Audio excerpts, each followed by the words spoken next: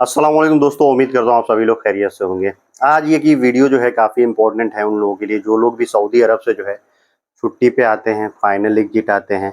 सबसे इम्पोर्टेंट उनके लिए है कि जो लोग कंफ्यूज हैं कि उनके ऊपर ट्रैवल बैन लगा है कि नहीं लगा है। ऑनलाइन जब वो लोग चेक करते हैं तो स्टेटस फाइनल एग्जिट का दिखाता है।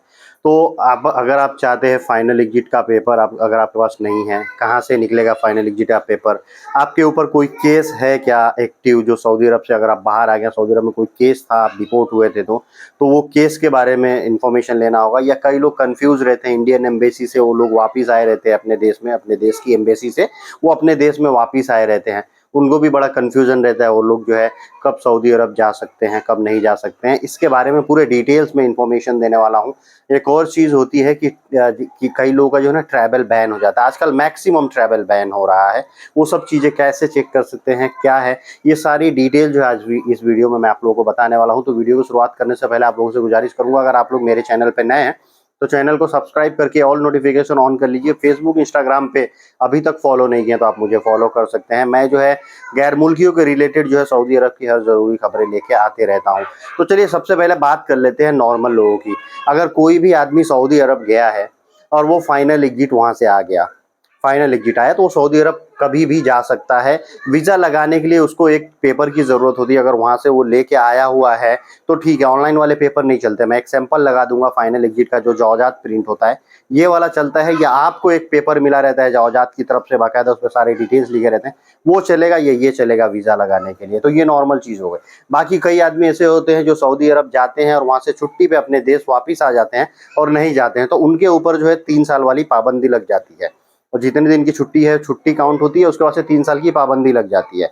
वो नहीं जा पाते हैं, उनका भी पेपर जवाजात से ऐसे निकलता है। और एक और केस होता है कि कई लोग सऊदी अरब जाते हैं और उनका जो प्रोबेशन पीरियड, ट्रायल पीरियड होता है 3 महीने का, जब तक उनका इकामा नहीं बना रहता है, बिना इकामा बने ही वो लोग वापिस आ जाते हैं।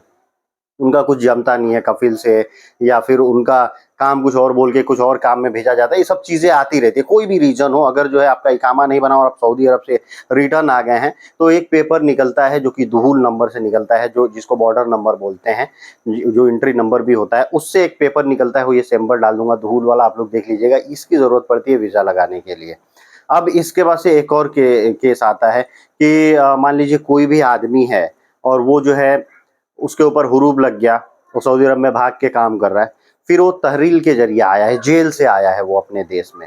तो पहले का क्या नियम था 2022 के पहले, कि कुछ जितने भी लोग तरहील से आते थे, जो लोग डिटेंशन सेंटर से डिपोर्ट होके अपने देश वापस आते थे, वो उनके ऊपर एक पाबंदी लगती थी। लाइक 5 साल की लग गई, 10 साल की लग गई, 5 साल से 10 साल तक की पाबंदी लगती थी। उसके बाद से वो जो है किसी और वीज़ा पे सऊदी अरब जा सकते थे 10 साल बाद, जितने साल की पाबंदी लगी है।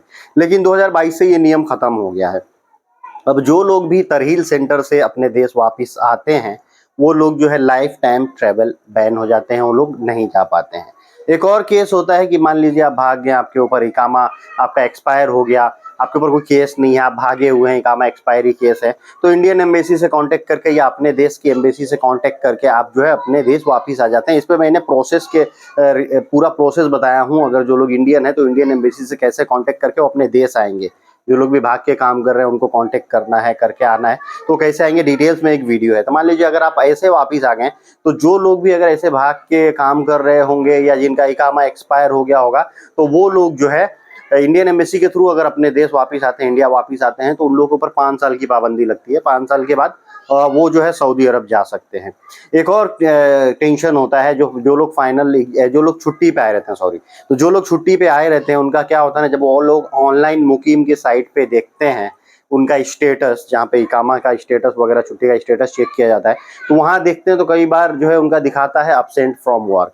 अब वो लोग डर जाते हैं कि अब्सेंट फ्रॉम वर्क, मैं तो छुट्टी आया था, छुट्टी आके जो है सऊदी अरब वापस नहीं गया था, मेरा अब्सेंट फ्रॉम वर्क क्यों लग गया, मेरा हुरूफ क्यों लग गया है। ऐसा हुआ होता है कई लोगों के साथ में, ऐसा मेरे साथ भी हुआ है, तो मेरा भी यही दिखाता है। तो सब लोग कंफ्यूज रहते हैं। तो इसमें कंफ्यूजन की ज़्यादा मतलब ये नहीं है। आप चाहें तो एक जो है पेपर होता है एंट्री बैन का, वो निकलवा के देख सकते हैं, या फिर जो है आप अपना जौजात से पेपर निकलवा सकते हैं, उससे क्लियर हो जाएगा। या ऑनलाइन क्या रहता है, ये सब चीज़ें जो है ना, ये किसी किसी के साथ में होता है, रेयरली। ऐसा कि ये पॉसिबल नहीं है कि कोई भी आदमी अगर सऊदी अरब से अपने देश छुट्टी पे आ गया और वो वापिस नहीं गया तो उसका जो है फाइनल उसका जो है वहां से हुरूफ लग जाए, अब्सेंट फ्रॉम वर्क लग जाए। नहीं, ऐसा नहीं होता है। लेकिन जो है कई लोगों के साथ में दिखा रहा है, कई लोग इंक्वायरी भी किए, मैं देखा उनका भी दिखा रहा था, और मेरा खुद का पर्सनली दिखाता है वो कि अब्सेंट फ्रॉम वर्क, मैं सऊदी अरब से छुट्टी आया नहीं गया। तो ये चीजें हो गई।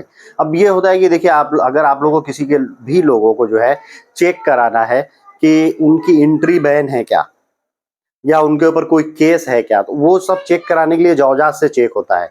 एक मैं सैंपल पेपर डाल देता हूँ एंट्री बैन वाला। ये पेपर जो आप लोग देख रहे हैं, इसमें जो है क्लियरली लिखा हुआ है ममनू दखुल या मना दखुल, मतलब जो है एंट्री बैन है, यहाँ पे ट्रैवल बैन है, सऊदी अरब में एंट्री नहीं दी जाएगी जो भी ये आदमी है। और दूसरा देखिए, इनका जो है एयरपोर्ट प्रिंट निकलवाएगा, मतार प्रिंट बोलते हैं इसको, एयरपोर्ट प्रिंट। जब ये निकाला गया तो इसमें जो है प्लेन है, कुछ नहीं लिखा है, मतलब इनके ऊपर एंट्री बैन नहीं है, ट्रैवल बैन जो है इनका नहीं है। ये आदमी जो है जा सकते हैं। ये निकलवा के आदमी कंफर्म कर लेता है कि हम जा सकते हैं कि नहीं। कई बार कई लोग कंफ्यूज होते हैं कि अगर हमारे ऊपर केस वगैरह है क्या सऊदी अरब में कुछ, तो वो भी देखना चाहते हैं, तो केस फाइल भी निकल जाता है। केस फाइल निकलवाने के लिए भी कुछ चार्जेस होते हैं। ये केस फाइल देख लीजिए, ऐसा केस होता है, उसमें लिख के आएगा कि भाई लाइफ टाइम अगर बैन है तो लाइफ टाइम बैन लेगा, जो केस रहेगा उसके डिटेल्स। ये सारे पेपर जो निकलते हैं दोबारा से, जो डुप्लीकेट पेपर निकाले जाते हैं, जो ये कॉपीज निकाली जाती है जौजात से, ये कॉपीज पूरी अरबी में रहती हैं। तो जो लोग ट्रांसलेटर रहे हैं उनसे आप ट्रांसलेट करवा के पता कर सकते हैं क्या चीज़ें इसमें लिखी हुई हैं। या तो फिर आप चाहें तो आजकल बहुत सारा ऐसा ऐप आ गया है जिससे स्कैन करते हैं या उसमें किसी भी लैंग्वेज की चीज़ को डालते हैं तो वो रीड करके जिस लैंग्वेज में आप चाहें उसको ट्रांसलेट कर देता है, तो देख सकते हैं।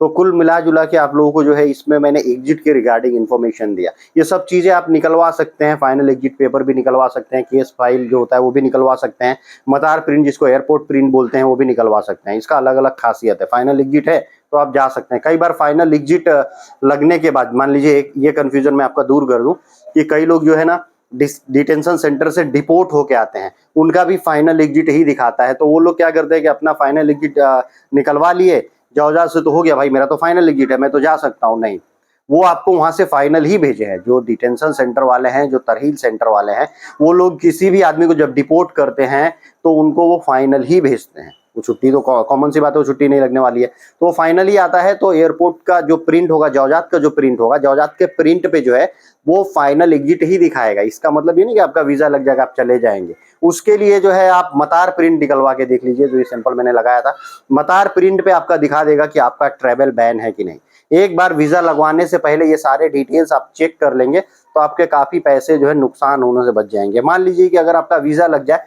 आप सऊदी के किसी एयरपोर्ट पे पहुंचेंगे, वहां आपका फिंगर लगाते ही आपके पूरे डिटेल्स आ जाएंगे और आपको वापस कर दिया जाएगा। ये जो पेपर्स मैं बताया हूँ उसके सबके अलग अलग चार्जेज हैं। आप जो है अपने जानने वाले एजेंट के थ्रू या किसी के भी थ्रू निकलवा सकते हैं पेपर। मुझसे भी कांटेक्ट करके, अगर आप लोगों को कोई भी ये सब पेपर निकलवाना है तो आप मुझसे भी कांटेक्ट करके डीएम करके इंस्टाग्राम, फेसबुक वगैरह पर पूछ सकते हैं। मैं उसके रेट आपको वहाँ बता दूंगा, आप भी निकाल सकते हैं। आज की वीडियो यहीं पे समाप्त करता हूँ। उम्मीद करता हूँ ये वीडियो आप लोगों को अच्छी लगी होगी, एग्जिट के रिगार्डिंग है, कन्फ्यूजन आपके दूर हो गए होंगे। अगर कोई भी और कन्फ्यूजन है आपके पास तो आप कमेंट करके जो है पूछ सकते हैं, बिल्कुल आपको उसका जवाब मिल जाएगा। Thank you guys, thank you for watching.